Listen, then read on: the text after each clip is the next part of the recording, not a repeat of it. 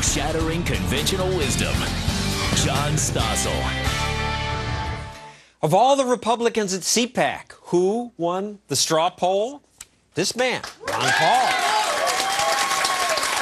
But then another presidential candidate stepped to the podium and said, forget about it. I like Ron Paul. I think he's a good guy. But honestly, he has just zero chance of getting elected. You have to win an election.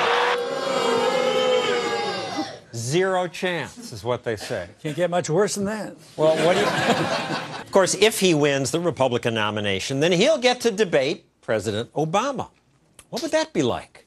To give us an idea, the president has graciously agreed to debate Ron Paul tonight on this show. Please welcome President Obama. All right, I will play the role of moderator here. Congressman Paul's a big advocate of free markets. What's your problem with free markets? John, look. Now, I believe in the power of the free market. But a free market was never meant to be a free license to take whatever you can get. Now, that's what caused the recent crisis, and that's why we need more regulation. More regulation, Congressman?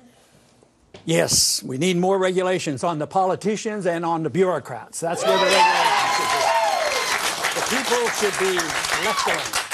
But seriously, lack of regulation caused the crisis?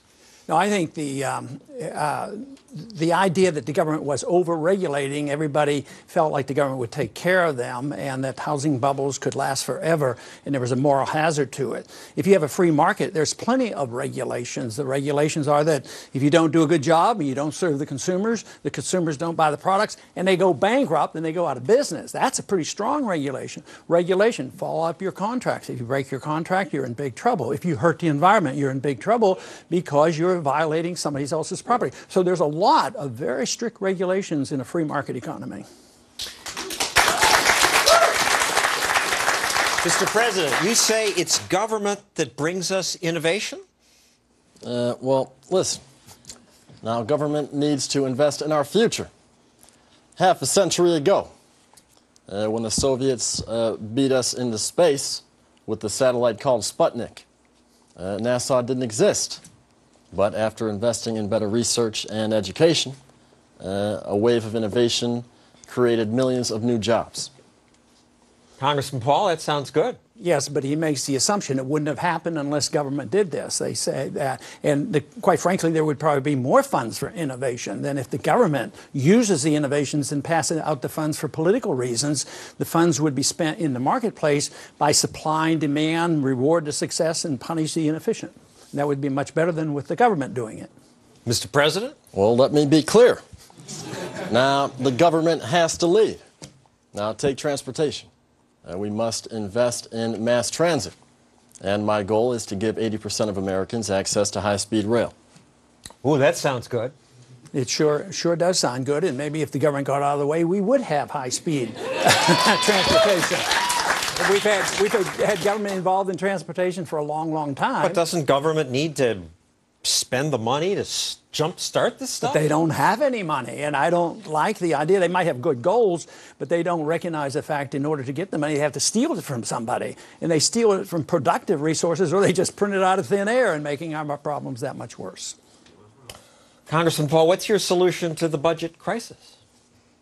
Quit spending money. Across the board.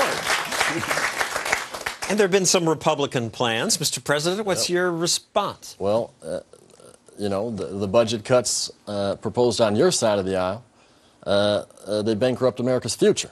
Now we're talking about a 70% cut to clean energy, 25% cut in education, and cuts in the college Pell Grants. Now, these are the kinds of cuts that tell us we can't afford the America that we believe in. That is for sure. We can't afford government spending money on these things because the government is flat out broke and they've bankrupted our country. So if we had less government and let the people produce, we're not producers anymore. Productive jobs have gone overseas and all we have is debt. And then to argue that we need more money for Pell Grants, well, we don't have any money. There's no more people to steal it from and you just can't keep printing the money. So sure, it's a great idea to have Pell Grants and all these wonderful things, but the real truth is that you have less of it if you depend on the government to do it, and you should depend on free people taking care of themselves, and you would see so much more prosperity, so much better education, so much better transportation.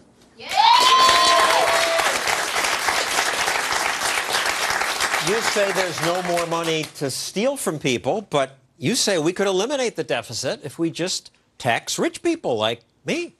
Absolutely. Now, I just think that the most fortunate among us can afford to pay a little more. Now, I don't need another tax cut. Warren Buffett doesn't need another tax cut. You don't need another tax cut. And, you know, that's what I have to say. Yeah, I could pay more. We wealthy people could pay more. Can't we cover all this stuff? No, it wouldn't even come close. It would be peanuts compared to what you need. But I'll tell you one thing I would go along with. You know, those liberal Democrats, you know, they like to tax and stick it to the rich and say, if we just tax the rich, we're going to solve all our problems. You know, the one thing I would concede, if you're rich and you're in the military-industrial complex and you're into corporatism and you live off the taxpayer and you're making a lot of money, like some of the companies that have gotten bailed out, they're back making money again. Why should the taxpayer support these corporations that liberal Democrats and a lot of conservatives support? We shouldn't allow them to rip us off. We shouldn't even be giving the money. But in the meantime, I guess I wouldn't resist the fact that if somebody's made all their profits off the taxpayers, I'd tax them. Well, thank you very much, Dr. Paul, and Mr. President, who's really actor Reggie Brown. But most of his words tonight were direct quotes from the real Barack Obama. When we come back, your questions for Congressman Ron Paul.